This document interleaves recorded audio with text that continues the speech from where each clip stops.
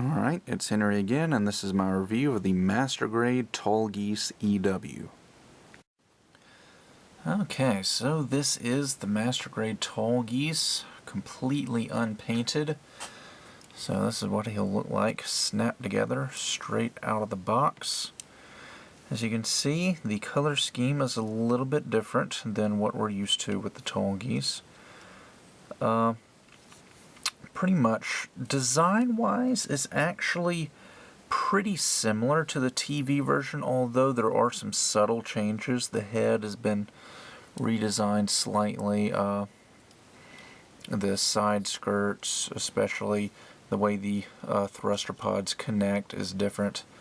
Overall, actually almost everything has been slightly redesigned, like the knee armor and the elbow armor. But overall, the design is very similar to the TV version. The color scheme is really the main difference. As you can see, a lot of the black that used to be on the TV version has been replaced with a light gray, like the lower torso, cockpit hatch, thruster pods here, the waist section, the edges of the skirt armor on the side and the back. And then we've added some more yellow on the shoulder armor, crotch, knees, around the wrists, and then there on the backpack. So overall, I actually like it. I really do. It's just kind of an update. Maybe it's just me because I've been so used to looking at the Tallgeese TV version for all these years. It's just kind of refreshing to see a new take on the Tallgeese. So anyway, like I said, that is the kit. In this box, you're going to be getting the Master Grade Tallgeese, obviously. You'll also be getting a dauber gun, again slightly redesigned from the TV version. It's got a little spring gimmick, which I'll show you, and it comes with a connector part to connect it to the shoulder armor. You'll also get a shield, which is quite nice, again with a connector part for connection to the shoulder. You're going to get two beam sabers with the curved type blades, both in clear pink, and those will be able to store onto the back of the shield. You'll get an action base connector. You'll get two 1/100 scale figures of Zexmar's keys, a standing pilot figure, and then one inside the cockpit. And you're going to get several sets of hands, just like the other EW Master Grades. These have fixed pose hands where you swap out the fingers. You'll get two sets of closed fist fingers, like you see here. And then you're going to get two sets of, or actually one pair rather, of open fingers, one pair of beam saber fingers, and one pair of trigger fingers for the dauber gun. And last but not least is, of course, the stickers and decals. So first off, we're going to have some foil stickers here. All these little red circles are just going to go in various places, like the waist section and the front of the chest. These old black, not black, gray circles are going to go in the thruster pods. Little silver square-shaped sticker right there is going to go up under the camera that's under Tallgeese's face. You won't really even be able to see it on the final kit. And then these yellow stickers right here are going to go on the fins for the thruster pods. And then, of course, we get a sheet of dry transfer marking decals and a sheet of clear stickers. So that about does it for everything you get in the box. Now let's go ahead and start with articulation. Alright, so this, by the way, is a completely new mold. Prior to the release of this kit, I heard some people question whether or not it was going to use parts from the previous EW kits, like the XXXG frame. No, this kit is completely new. It uses no recycled parts from the other Gundam Wing Master Grades. So anyway, articulation. The head is on a ball joint. So you've got side to side, forward and back, 360 rotation, and this little neck piece right here can actually move with the head and go up and down like so. Doesn't really, I mean, it adds a little bit of upward movement, but I guess it's just there to look cool. Now for the torso, you've got pretty much 3 joints here. You've got a joint at the base of the torso, or the bottom of this white part right here, and then you've got a joint at mid-torso right there, and then of course the waist rotation. So the joint at the bottom of the white part doesn't bend very much, but it does bend a little. Most of your movement is going to be at that mid-torso ball joint right there, and it can, of course can go forward and back and side to side and rotate just a little bit. And then you've got another ball joint at the waist that's going to give you rotation, but honestly not very much. You're only going to be able to rotate about that far to each side. So, I mean, not that you really need to rotate much further than that, but still. Anyway, the cockpit hatch does open easily enough, just flips down like so. And you can see a little tiny Zex Marquis in there. He's in there, but probably too dark to see him. Anyway, onto the shoulders. You've got a nice little kind of a ball joint type thing that's actually inside the torso there, and it can actually pull out and go up and down and forward and back and do all kind of neat stuff. And then of course you got 360 rotation at the shoulder, but obviously because of these thruster pods you're going to have to be careful with it, otherwise you're going to be banging against those things. Anyway, arms can go out about 90 degrees. The shoulder armor can rotate up and down, no back and forth, just up and down. You've got 360 below the shoulder. Elbow joint bends pretty much a full 180. The hands can touch the shoulders. And you've got a nice bit of separating elbow armor here.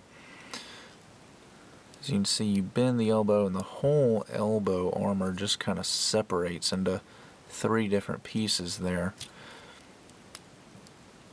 You can see that bit of movement. Just there for show.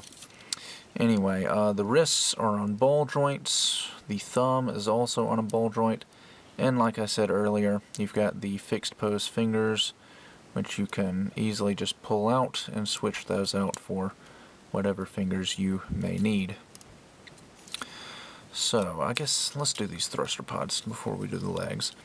The thruster pods, unlike the TV version, are actually connected to the torso via these little gray arms, rather than being connected to the shoulder armor.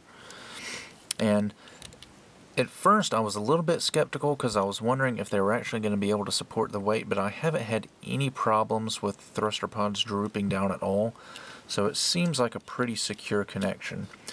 You've got a little joint right there so they can move back and forth, and then there's another joint where it actually attaches to the thruster pod. It can move out like so, and then it can rotate 360. Now the thruster pods themselves are actually pretty interesting. You can grab hold right here, and at the top and the bottom, and pull, and the whole thing just comes out, just like that. And then, when you flip out this little fin, you'll notice this little thruster is connected to the fin, oops, and it will come down like so. So very, very nice job, Bandai, on these thruster pods. I think the thruster pods were actually my favorite part while I was snapping this guy together. Very, very nicely executed. And all you gotta do is just squeeze them together, and they close up. Okay, moving on to the waist section. The teeny tiny little front skirts aren't on ball joints, but they're on like little swivels, so they can move up and down pretty far up. The side skirts, actually I'm going to do the back skirts first. The back skirts don't really move around like the whole thing, but they do open up individually. You can open those up and reveal 2 thrusters down inside there. Now, onto these side skirts. These side skirts are actually pretty unique the way they did it. The little side skirt and the big side skirt and the thigh are all connected together. The little side skirt is connected to the waist section and the big side skirt, and the big side skirt is connected to the thigh and, of course, the little side skirt. And, you know, just trying to move it on its own, it really doesn't move very much, but when you move the leg, they all three move in unison, and it makes for a very nice, smooth looking movement. And at first, like I said about these thruster pod attachments, I was kind of skeptical when I first saw it in hobby magazines, but it works out pretty well. It doesn't really limit the range of movement of the leg at all, and it looks pretty nice, I think. So again, good job on Bandai's part. And the hip joint down in there is a kind of a double peg swivel thing. It's not a ball joint, kind of like, it's pretty much the exact same hip joints as on the Master Grade Zaku 2.0. Anyway, knee can bend almost a full 180, not quite, but almost there. As you can see, we've got some moving armor on the knee as well. This piece, and then this old kneecap thing. This, honestly, personally, just kind of looks awkward. I wish they had just left this part connected to the larger section of the knee armor, but it's separate, so I guess they just did it to have even more moving armor parts there. Moving on to the ankles, you've got a double ball joint ankle. You've got a ball joint right here that'll move back and forward and back and rotate. And then this little part with the little circular parts on it will also move separate from the foot. Again, that's a ball joint, so back and forth, left and right, up and down. A little bit of rotation, not much. And the foot doesn't have a joint in the middle of the foot, but the toe can move up and down a bit, like so. So that just about does it for articulation. And with that, I think I'm going to stop and get this guy painted and then continue on with the weapons and accessories. And after about a week of painting, this is what the Tallgeese ends up looking like. As you can see, I stuck with the original EW color scheme. By my reasoning, I already have a 1:100 scale Tallgeese TV version, so there was no need to do that all over again. And I actually kind of like the EW colors.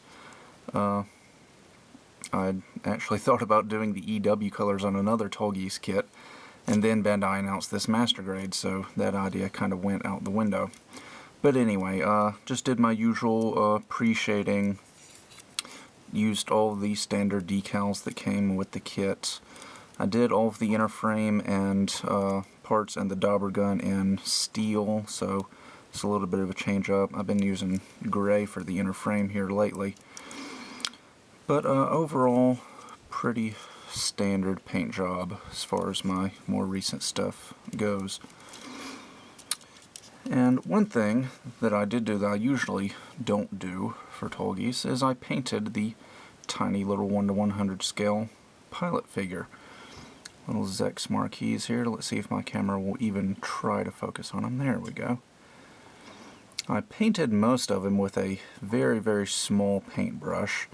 And then for the really small stuff, like the little yellow trim on his cuffs and on his jacket, I used a sharpened toothpick. Just took a toothpick and then sharpened it with my hobby knife and used that, dipped that in the paint, and basically used it kind of like an ink pen with paint on it. And likewise, I did the same thing to the little Zex figure inside the cockpit. So now let's talk about these weapons and accessories. Tallgeese doesn't have a lot, but the weapons he comes with are pretty good. Got the dauber gun, obviously, on the right, and a shield on the left, and on the underside of the shield you've got two beam sabers.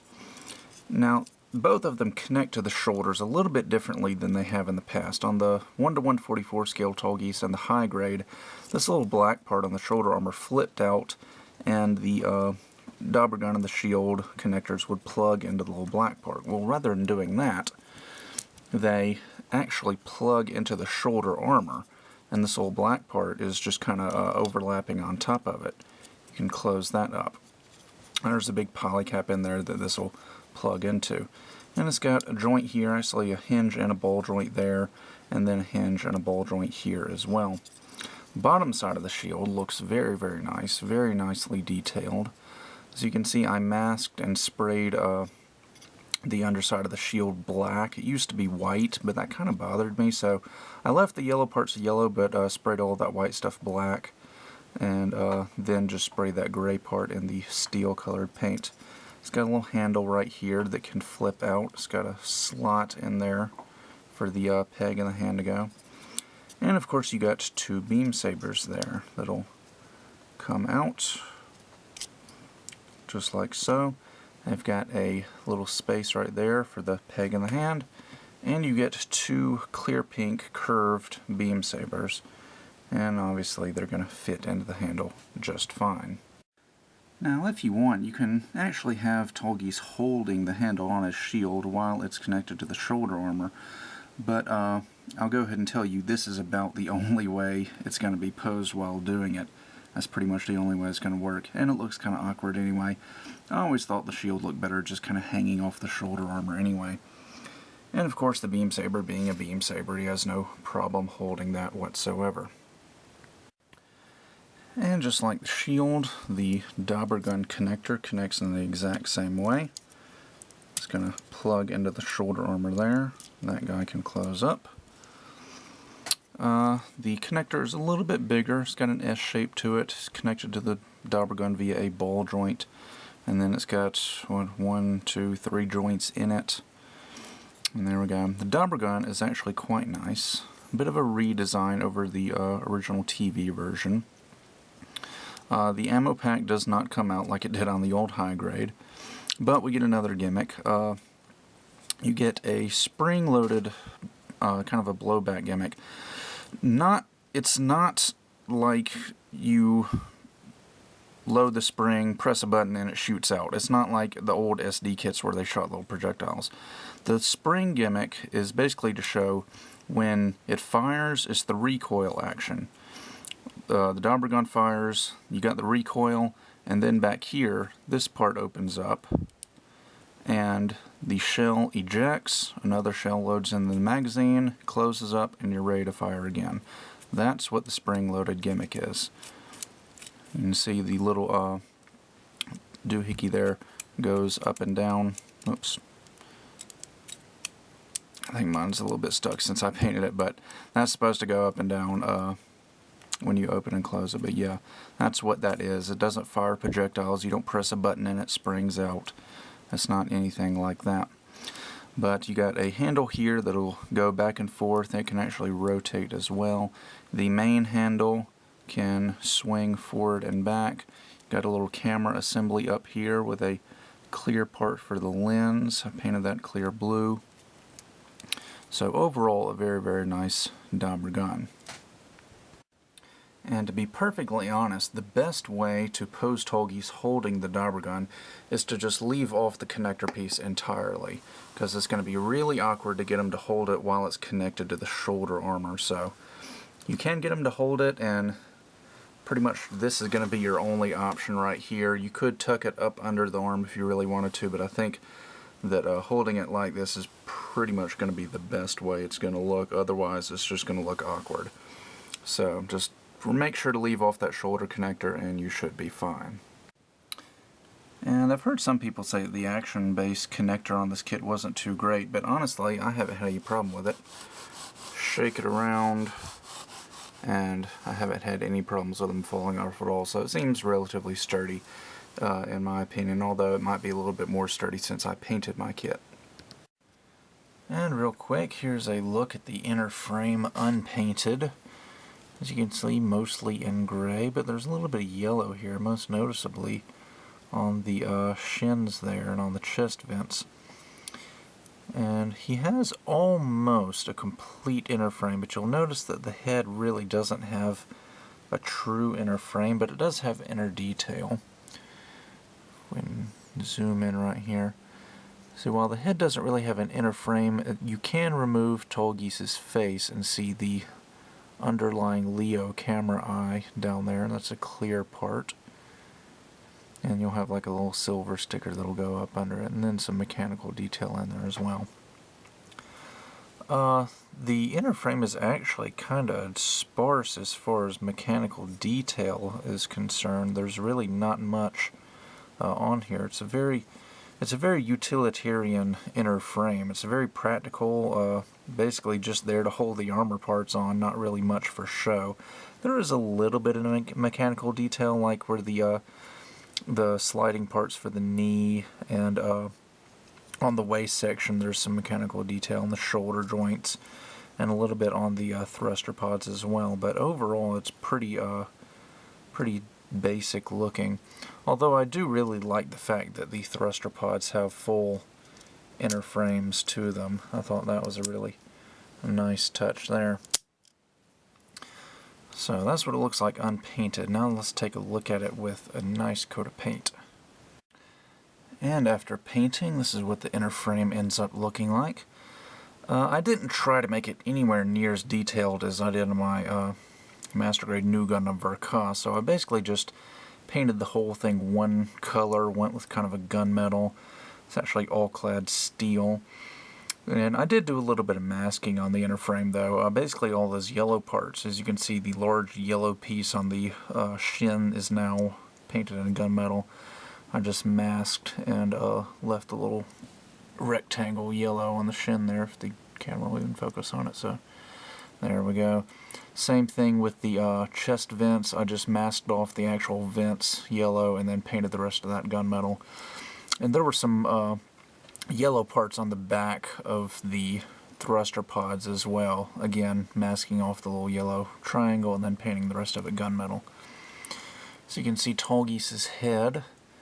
I painted that internal detail. And the little camera eye, I used the silver sticker that went up under there, and then painted the clear piece with clear blue. And structure manual, they have it yellow, just like the Leo has, but figured a yellow piece with the blue visor eye on top might have kind of a greenish color, so I decided just to paint both clear pieces blue, especially since I'm not really going to be seeing this clear piece very much anyway. So that is the inner frame. And for a couple comparisons, here's the Master Grade Tallgeese next to the Master Grade Wing Gundam EW. You know, to compare it to the EW version instead of the TV version, seeing as how this is Tallgeese EW. Anyway, Tallgeese is a little bit taller, as you can see, not by much, but he is a bit taller than the Wing Gundam. And here is the 1:100 scale high grade Tallgeese. It's the TV version kit that came out back in 1997. So there you can see both of them. As you can see, the high grade does have a little bit of a height advantage over the Master Grade. It is a little bit bigger than the Master Grade. Of course, then again, that was the trend back in the 90s. I mean, you put 1:100 scale high grade Wing Gundam next to Master Grade Wing Gundam, the high grade is going to be a little bit bigger. So anyway, there is your size comparison. So that does it for my review of the Master Grade Tallgeese EW. Overall, it's a really, really good kit. It's a completely new mold from the other EW kits, so Bandai gets points for originality. It's a really nice design, and I think a well-executed color scheme. I really didn't have to do any necessary masking at all. The only real masking I did was on the inner frame parts that you're not even gonna see all that much with the outer armor attached. The only real color choices Bandai made that really bothered me was the bright yellow parts on the inner frame. The just overall design of the kit is very, very nice, I think. Actually really nice. And it's similar enough to the TV version that I think anybody that wanted to paint this guy up in the TV colors, I think would be perfectly happy with it. It's not as different from the TV version as, you know, Wing Gundam or Shenlong or Death Scythe or any of the other Gundams. It's a redesign, but it's still pretty true to the original. Poseability is I mean, the poseability is as good as Tallgeese can be. I mean, with those thruster pods and the big bulky shoulder armor and the big bulky side skirts, Tallgeese isn't going to be the most posable mobile suit, but I think for a Tallgeese, this is about as posable as it possibly can be, so I think that's as good as it gets. The accessories, it doesn't have a lot of accessories, but they are well done, I think. The dauber gun was pretty good. The spring-loaded action was a nice little gimmick. A little bit awkward to have him hold his dauber gun and shield, but then again, that's how Tallgeese has always been for every Tallgeese kit. And that problem is alleviated with the fact that we can connect the dauber gun and shield to the shoulder armor. He has a little bit of a balance issue. The thrusters on the back tend to make him kind of back heavy, but as you can see, he's standing up perfectly straight and he's staying up just fine. But, you know, if you shake him around too much, he may fall over backwards, so, you know, just be aware of that. You may want to back him up against the wall when you put him on your shelf, but put him on an action base and that problem is instantly resolved. The decals are very, very nice. I like those a lot. Very, very good decals. Some people complained that they wanted the giant eagle on the shield. I've never really been a fan of the eagle on the shield, so I was glad that it was a much, much smaller eagle for the shield this time around. And of course they gave us the optional decals here, Oz 00 MS Tallgeese on the shoulder, just like they gave us the optional decals for the other EW Master Grades as well. Let's see, have I gone over everything? I think that's about it. So overall a good kit, has a couple of little issues but nothing really significant. If you want a Master Grade Tallgeese, I know a lot of people have wanted a Master Grade Tallgeese for years. I say go ahead and get this guy because honestly I wouldn't hold my breath for a proper TV version Master Grade Tallgeese. I think your best bet is going to be to buy this guy and paint it up in the TV colors. And we've already got an announcement for Master Grade Tallgeese 2, if you want to do that. If not, you can just buy the old high grade and try to modify the head on this guy if you really wanted to.